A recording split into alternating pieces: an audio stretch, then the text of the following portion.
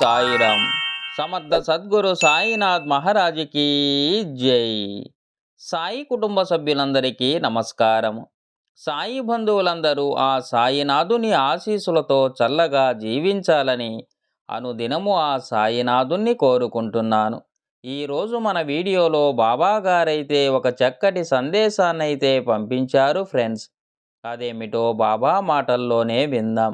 బిడ్డ, చూడగానే నా గోపురాన్ని తాకు నాయనా, నువ్వు ఎదురు చూస్తున్న శుభవార్తను స్వీకరించు బిడ్డ అని బాబాగారైతే చెబుతున్నారు ఫ్రెండ్స్. బాబా పంపించిన సందేశం వినే ముందు నాది ఒక చిన్న విన్నపం. ఈ వీడియో మీకు నచ్చినట్లయితే లైక్ చేయండి, సాయి బంధువులందరికీ చేరే విధంగా షేర్ చేయండి. క్రొత్తగా ఈ ఛానల్ని చూస్తున్నట్లయితే సబ్స్క్రైబ్ చేయండి ఫ్రెండ్స్. ఇంకెందుకు ఆలస్యం, బాబా గోపురాన్ని తాకి బాబా చెప్పే శుభవార్తనైతే వినండి ఫ్రెండ్స్. బిడ్డ, నీ విజయానికి తొలి అడుగు ఈ రోజు పడుతుంది నాయనా. ఇకపై ఈ విజయ పరంపర కొనసాగుతూనే ఉంటుంది. నీ కష్టం యొక్క ఫలితమే ఈ విజయం బిడ్డ. నువ్వు అనుకున్నది సాధించావు, సంతోషమే కదా నీకు. ఇలాగే ఒక్కొక్క అడుగు ముందుకు వేస్తూ జీవితంలో ఎంతో ఎత్తుకు ఖచ్చితంగా ఎదుగుతావు నాయన. నువ్వు చేసే ప్రతి పనిలో విజయం లభిస్తూనే ఉంటుంది. నీ యొక్క నిర్మలమైన మనసుకు, నిస్వార్థమైన సేవకు నీకు లభించిన బహుమానం ఇదే బిడ్డ. ఇటువంటి బహుమానాలు ఎన్నో నీకు అందిస్తాను. ఎప్పటికీ నీ మనసును నిర్మలంగానే ఉంచు బిడ్డ. మనసులోకి ఎలాంటి కలుషితమైన ఆలోచనలు తీసుకురాకు. నిజాయితీగా, నిస్వార్థంగా ఉండేవారికి విజయం రావడం కాస్త ఆలస్యం కావచ్చు, కానీ వచ్చిన విజయం ఎన్నటికీ మిమ్మల్ని విడిచిపెట్టదు నాయన. అందుకే ఎటువంటి సందేహం పెట్టుకోకుండా మంచి మార్గంలోనే నడవండి బిడ్డ. నీ శ్రమ వృధా కాలేదు, నీకు సత్ఫలితాలను ఇచ్చింది కదా. అది నువ్వు గుర్తించావు కదా బిడ్డ. అందుకే ఒకటి నువ్వు చెయ్యాల్సి ఉంది. అది ఏమిటో తెలుసా నాయనా?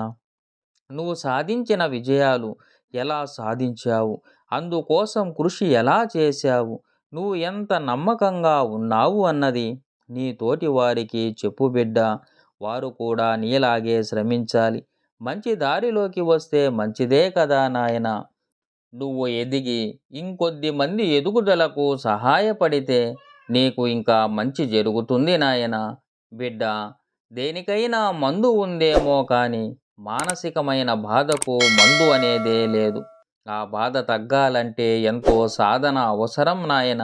నీకు నీ మీద నమ్మకం, నీకు నువ్వే ధైర్యం చెప్పుకునే తీరును పెంపొందించుకుంటే కనుక ఈ మానసిక బాధ అన్నది నిన్ను ఏమీ చెయ్యలేదు బిడ్డ.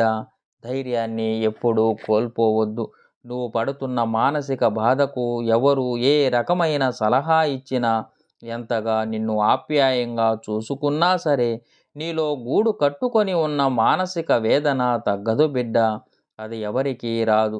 అది ఎవరికి వారే సాధనతో సరిచేసుకోవాల్సిందే బిడ్డ. అందుకోసం నువ్వు ధ్యానం చేయడం మొదలుపెట్టు. నీకు అది మొదలు కష్టంగానే ఉంటుంది. ఎందుకంటే ఇప్పటికే ఎన్నో ఇబ్బందులతో మానసికంగా నలిగిపోతున్నావు.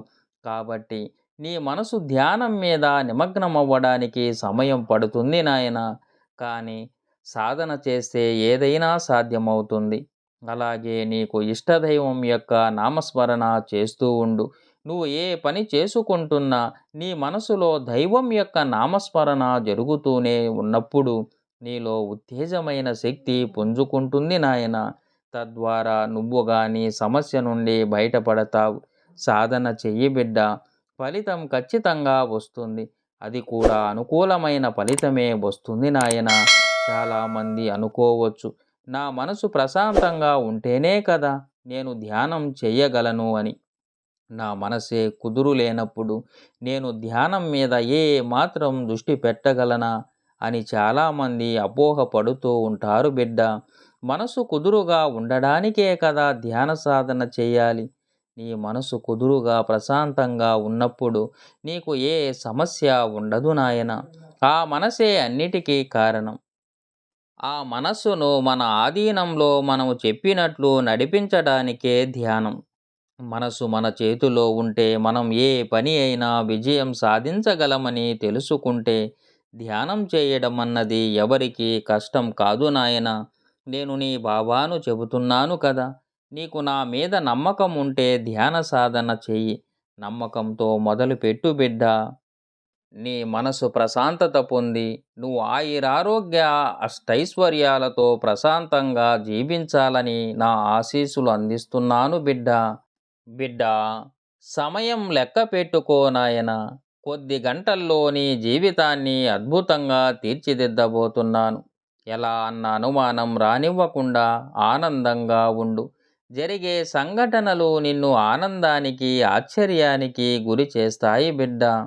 ఎంతగా అంటే ఇది కళ నిజమా అని ఆశ్చర్యాలతో మురిసిపోతావు. ఎన్నో సంవత్సరాల నుండి పడిన ఇబ్బందులన్నీ క్షణాలలో తొలగిపోతూ ఉంటే ఆనందము ఆశ్చర్యము కాకపోతే ఇంకేమి జరుగుతుంది చెప్పు.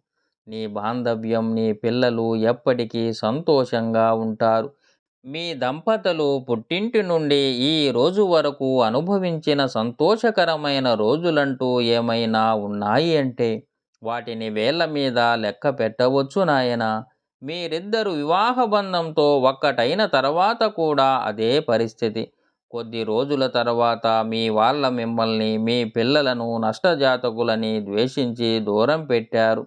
ఎక్కడికి వెళ్ళినా అవమానాలే, సూటిపోటి మాటలే. అటువంటి పరిస్థితి తట్టుకొని నిలబడ్డారు చూడండి.